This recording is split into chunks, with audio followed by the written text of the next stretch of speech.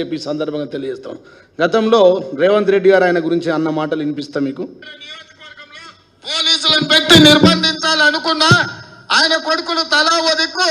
ఇవాళ వాళ్ళ గురించి చెప్పాలంటే ఒక ఆంబోతును ఎన్నుకుంటే అచ్చొచ్చిన దున్నపోతులు 3 వచ్చి ఊరి మీద పడి మేస్తున్నాయి.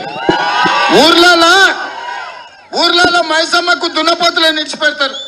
అవి ఎక్కడ పడితే అక్కడ దొంగ చేనులలో పడి మేస్తాయి. ఇవాళ ఈ బాన్సువాడలో మైసమ్మకి ఇచ్చిన దున్నపోతులాక ఊరు మీద పడి మేస్తున్నారు.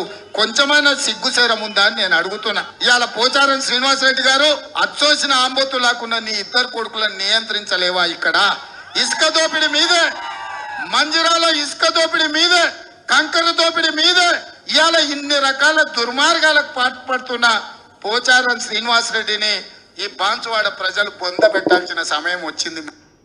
ఇట్లా తిట్టిన వ్యక్తిని నిన్న ముఖ్యమంత్రి గారు చాలా బాగా పనిచేస్తూ ఉన్నాడు రైతుల కోసం అని చెప్పి రేవంత్ రెడ్డి గారిని పొగుడుతూ ఇంకా 20 సంవత్సరాలు ఆయన బాగుండాలని చెప్పి నేను అనడం ఒక సిగ్గుచేటు అని చెప్పి ఈ సందర్భంగా నేను తెలియజేస్తాను. మొన్నటి వరకు అత్యున్నత పదవులు, అత్యధిక నిధులు ఈ రాష్ట్రంలో, అత్యధిక ఇండ్లు ఉంది గత ప్రభుత్వంలో 10 సంవత్సరంలో ఈ రాష్ట్రంలో 119 నియోజకవర్గాల్లో ఎక్కడ లేనన్ని వేల కోట్ల నిధులు వచ్చినాయంటే 7,500 కోట్ల నిధులు తీసుకుపోయిండు బాన్సువాడకు. టీఆర్ఎస్ ప్రభుత్వ హయాంలో తీసుకుపోయి 12,000 ఇండ్లు కట్టుకున్నాడు. బాన్సువాడలో కొబ్బరికాయలు కొడితే నిజామాబాద్ మీకించి 6 దాకా నీళ్ళు వచ్చినాయి. గన్ని ఇనాగ్రేషన్లు చేసుకున్నాడు. ఎన్ని లబ్ధి పొందాలో అన్ని లబ్ధి పొందిండు. ఈయన రైతుల కోసం పోతా అన్నాడు, కానీ రైతుల కోసం కాదు రాళ్ల కోసం పోతుండని చెప్పి నిజామాబాద్ జిల్లా ప్రజలందరికీ తెలుసు. ఇదే పోచారం గారు ఊసర వెళ్ళి రంగులు మార్చినట్టు మారుస్తూ ఉన్నారు. మొన్న ఇంతకుముందు పోచారం గారు వారు మాట్లాడిండు.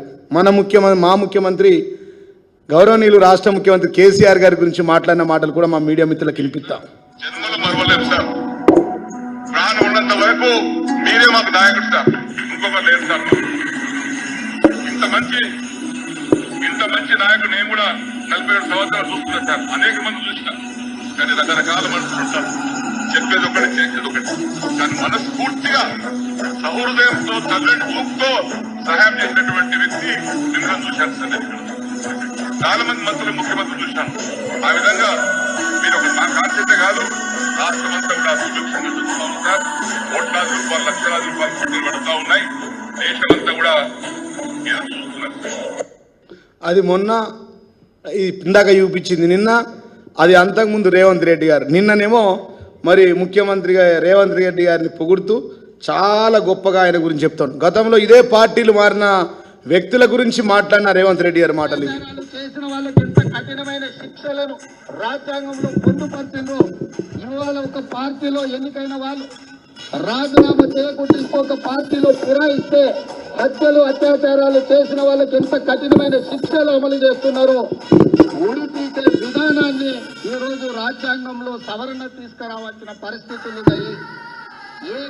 పార్టీ ఫిరాయింపుల గురించి రేవంత్ రెడ్డి గారు ఉరి శిక్ష వేయాలా, ఒక పార్టీలో గెలిచి ఇంకో పార్టీలో పోతాని చెప్పి ఇదే ముఖ్యమంత్రి, ఈ రోజు ముఖ్యమంత్రి రేవంత్ రెడ్డి గారు రాజ్యాంగ సవరణ తీసుకురావాల్సిన అవసరం ఉన్నది. ఈ విధంగా ముఖ్యమంత్రి రేవంత్ రెడ్డి గారు వారు మాట్లాడుతూ ఉంటే ఆయన ఊసరవిల్లక పార్టీలు మారుస్తూ ఉండి ఇలా నిజామాబాద్ జిల్లాలో గౌరవ ముఖ్యమంత్రి కేసీఆర్ గారు ఈ రాష్ట్రంలో ఆ రోజు ముఖ్యమంత్రి కేసీఆర్ గారు ఈయనకి ఇచ్చినంత విలువ ఎవరికి ఇవ్వలే, ఈయనకు వచ్చిన నిధులు ఎవరికి ఇవ్వలే. ఈ ఊరికి వచ్చిన ఇండ్లు 12,000 ఇండ్లు కట్టుకున్నాడు, వేలాది కోట్ల నిధులు చేసుకున్నాడు. ఇలా ఆయన రైతుల కోసం కాదు రాళ్ల కోసం పోతూ ఉన్నాడు. ఆయన క్రషర్లు బంద్ అయిపోయినాయి, పాపం ఆయన ఇసుక దంద బంద్ అయిపోయింది. అందుకోసమే ఆవేదనతో వెళ్ళిండు. ఆ ముఖ్యమంత్రి కేసీఆర్ లక్ష్మీపుత్రుడు అంటే ఆయన లంకపుత్రుడుగా మారిండని చెప్పి ఈ సందర్భంగా తెలియజేస్తూ ఉన్నాం. చూపులేమో సంసారి మాటలు మాట్లాడతాడు, మాటలు సంసారి, చూపులేమో వ్యభిచారి లెక్క చేస్తూ ఉన్నాడు.